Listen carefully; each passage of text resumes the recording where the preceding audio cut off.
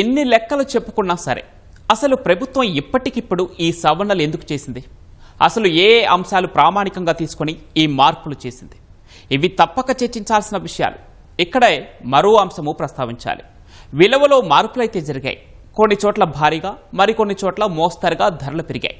మరి స్థలం, flat, open flat కొనే వారిపై ఈ ప్రభావం ఏ మేర ఉండనుంది అన్నది చర్చకు వస్తున్న అంశం. ఇలా పెంచడం వల్ల సామాన్యులకు స్థిరాస్తులు కొనటం భారంగా మారుతుందా అన్నది మరో చర్చ. ఇప్పటికే ద్రవ్యోల్బణంతో ధరలు పెరిగి ఇబ్బందులు పడుతుంటే ఈ సవరణలు ఎందుకన్న ప్రశ్న కూడా వినిపిస్తోంది. అయితే ప్రభుత్వం మాత్రం ఈ సవరణలు ఎందుకు చేయాల్సి వచ్చిందో స్పష్టంగానే చెబుతోంది.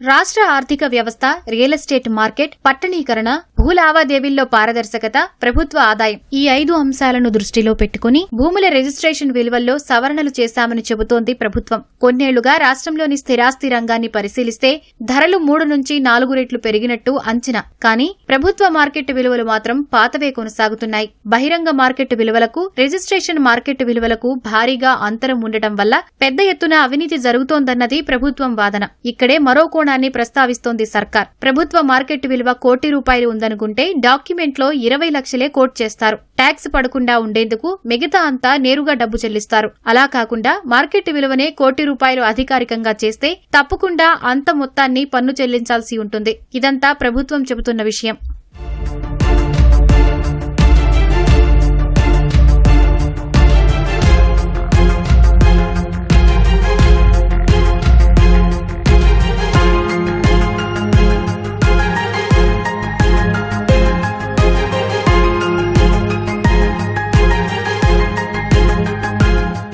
ఇంకాస్త వివరంగా చూస్తే మార్కెట్లో ₹1 అమ్ముతున్న భూమి ప్రభుత్వ రికార్డుల్లో 40-50 లక్షలుగా ఉండేది. ఇలాంటి పరిస్థితుల్లో అధికారిక లావాదేవీ విలువ తక్కువగా కనిపించేది. ప్రభుత్వానికి రావాల్సిన ఆదాయం కూడా తక్కువ ఉండేది. ఇప్పుడు ప్రభుత్వం విలువలు పెంచడం వల్ల ఈ వ్యత్యాసం కొంతమేర తగ్గే అవకాశం ఉండటంతో పాటు ఆదాయం కూడా పెరుగుతుందని అంటోంది సర్కార్. 6 నెలల తర్వాత ప్రస్తుతం అమల్లోకి వచ్చిన విలువలను ప్రభుత్వం మళ్లీ సమీక్షించనుంది. ఈ ప్రభావం రిజిస్ట్రేషన్లపై ఏమాత్రం ఉంటుందో పరిశీలించిన తర్వాత మార్పులు చేసే అవకాశం ఉందని అధికారులు చెబుతున్నారు.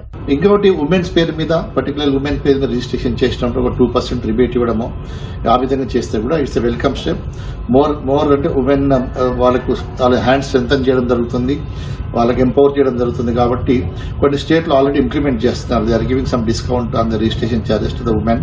కాబట్టి మాకు రేవంత్ రెడ్డి గారికి స్టేట్ గవర్నమెంట్ రిక్వెస్ట్ ఏంటంటే ఈ రేట్ ఆఫ్ టాక్సేషన్ 7.5 నుంచి 4.5 to 6 మధ్యలో ఇది పెట్టగలిగితే అఫోర్డబిలిటీ పెరిగి మోర్ ట్రాన్సాక్షన్స్ అయితే రెవెన్యూ కూడా పెరుగుతుంది. అట్లే ఉమెన్ పాయింట్ ఆఫ్ వ్యూ కూడా కొంత 2% రిబేట్ ఇవ్వడం కూడా it's good. Because government of India కూడా అఫోర్డబుల్ హౌసింగ్ కు 1% ఇస్తుంది, జీఎస్టీ ఛార్జ్ చేస్తుంది.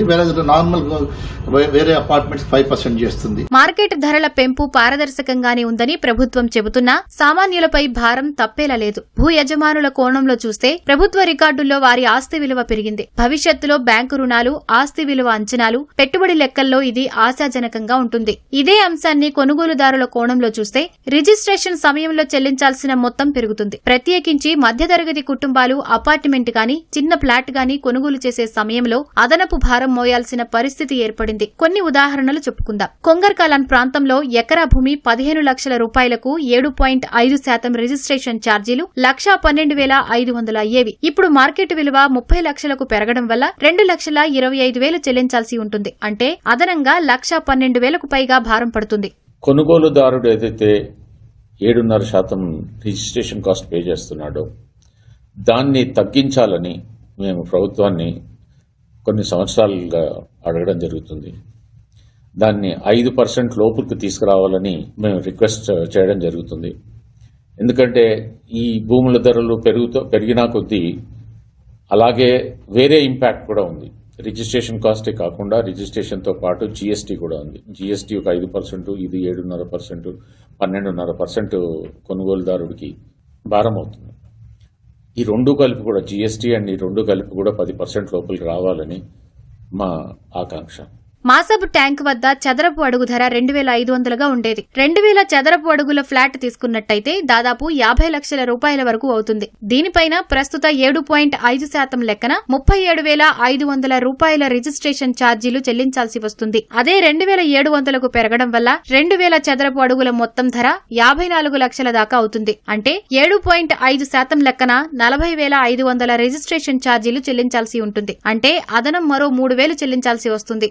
2022లో అప్పటి బీఆర్ఎస్ ప్రభుత్వం పెంచిన 7.5% రిజిస్ట్రేషన్ ఛార్జీలనే ఇప్పుడు కొనసాగిస్తోంది ప్రస్తుత కాంగ్రెస్ ప్రభుత్వం. ప్రభుత్వం ఈ నిర్ణయాన్ని కేవలం ఆదాయ వృద్ధి కోణంలోనే కాకుండా భూముల లావాదేవీల్లో పారదర్శకత పెంచే చర్యగా చెబుతోంది. పైగా భూముల విలువలు పెరగడం వల్ల ప్రభుత్వ ఆదాయం పెరుగుతుంది. పెట్టుబడిదారులు మాత్రం దీన్ని భవిష్యత్ మార్కెట్ వృద్ధికి సంకేతంగా అంచనా వేస్తున్నారు. ఈ రేట్ ఆఫ్ టాక్సేషన్ తక్కువ ఉంటే అది ప్రజలకు అందుబాటులో ఉంటుంది.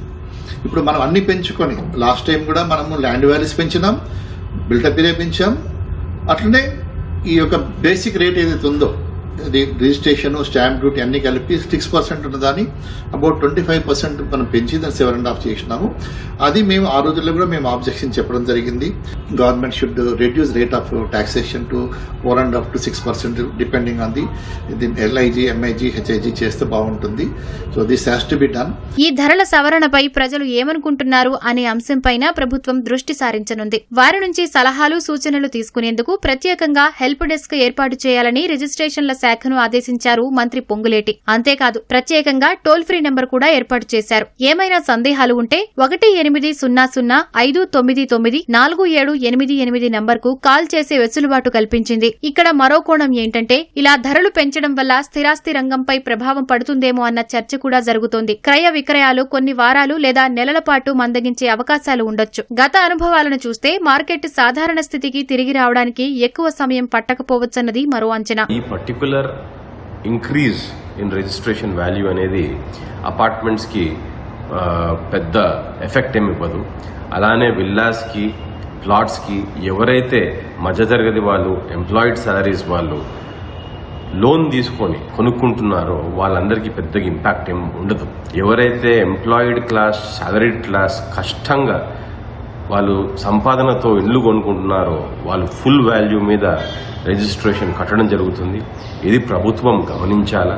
దీన్ని డెఫినెట్గా ఒక 1 crore, 1.5 crore అపార్ట్మెంట్స్ అట్లా కొన్న వాళ్ళకి ఇది తగ్గించాలా. మొత్తంగా చూస్తే ఈ సవరణలపై భిన్నాభిప్రాయాలు వ్యక్తమవుతున్నాయి. అయితే మరో 6 నెలల్లో సమీక్ష నిర్వహిస్తామని ప్రభుత్వం చెబుతోంది. అంటే స్థిరాస్తి రంగంపై ఎలాంటి ప్రభావం పడుతోంది, క్రయ విక్రయాల్లో ఏమైనా మార్పులు వచ్చాయా అన్నది గమనించనుంది. ప్రభావం ఏ మేర ఉంది అనే దాన్ని బట్టి తర్వాత నిర్ణయం తీసుకోనుంది. ఇప్పటికైతే సామాన్యులు స్థిరాస్తులు కొనాలంటే అదనపు బడ్జెట్ సిద్ధం చేసుకోక తప్పదు.